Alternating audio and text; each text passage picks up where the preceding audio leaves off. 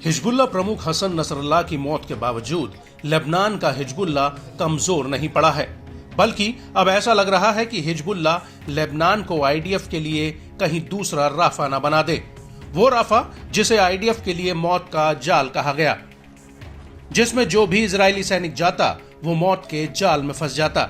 जी हां, ये बात हम नहीं कह रहे, बल्कि इजराइल और हिजबुल्लाह का युद्ध जिस ओर करवट ले रहा है उसे देखकर ऐसा लगता है कि अब आईडीएफ के लिए हिजबुल्लाह को साफ करना आसान नहीं है, बल्कि उल्टा इस शह और मात के खेल में कहीं इजराइल ही चितना हो जाए।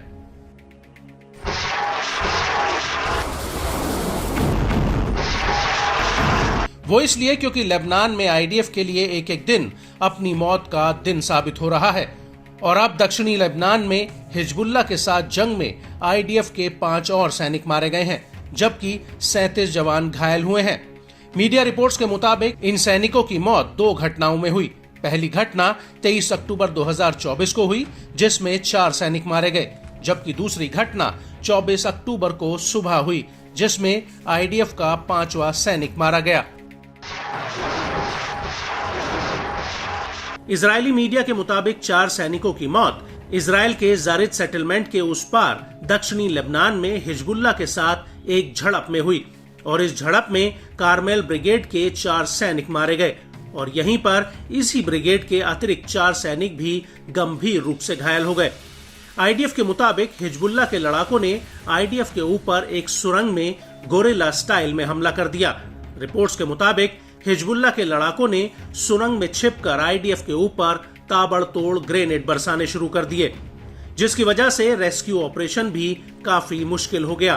और गौर करने वाली बात यह है कि जहां पर यह झड़प हुई वो पूरा इलाका घने जंगलों से घिरा था।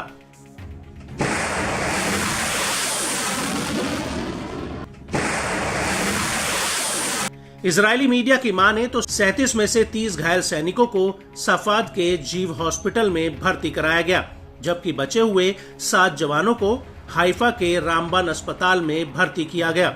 आईडीएफ का कहना है कि घायलों में 2 अधिकारी भी हैं, जो 7वीं ब्रिगेड की 75वीं बटालियन के हैं। इनमें से एक एंटी टैंक हमले और दूसरा मलाकिया में मिसाइल हमले में घायल हुआ।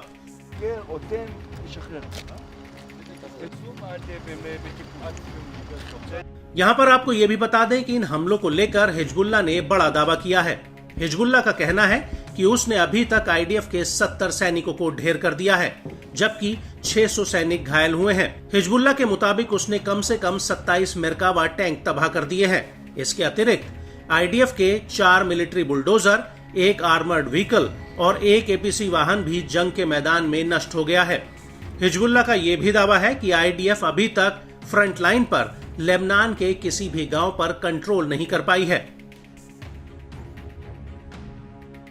वहीं इजराइल की बात की जाए तो इन हमलों को लेकर आईडीएफ का कहना है कि उसके 4 रिजर्व सैनिक मारे गए हैं और अन्य 6 जवान गंभीर रूप से घायल हुए हैं।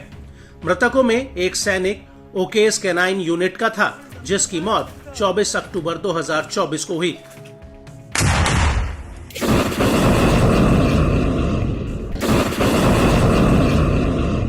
बड़ी बात यह है कि इजरायली त्योहार सिमहत तोराह के दिन भी हिजबुल्लाह इजराइल में लगातार रॉकेट बरसा रहा था।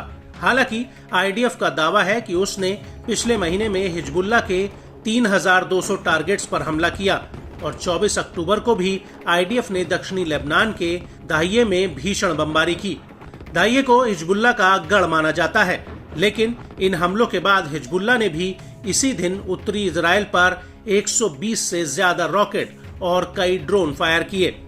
टाइम्स ऑफ इजराइल के मुताबिक इसमें से कई रॉकेट कारमेल शहर की रिहायशी इमारतों पर जाकर गिरे हैं, जिनमें भारी नुकसान हुआ है। लेकिन इस घटना को लेकर आईडीएफ का कहना है कि कारमेल इलाके पर 5 रॉकेट दागे गए थे, जिन्हें एयर डिफेंस ने इंटरसेप्ट कर लिया।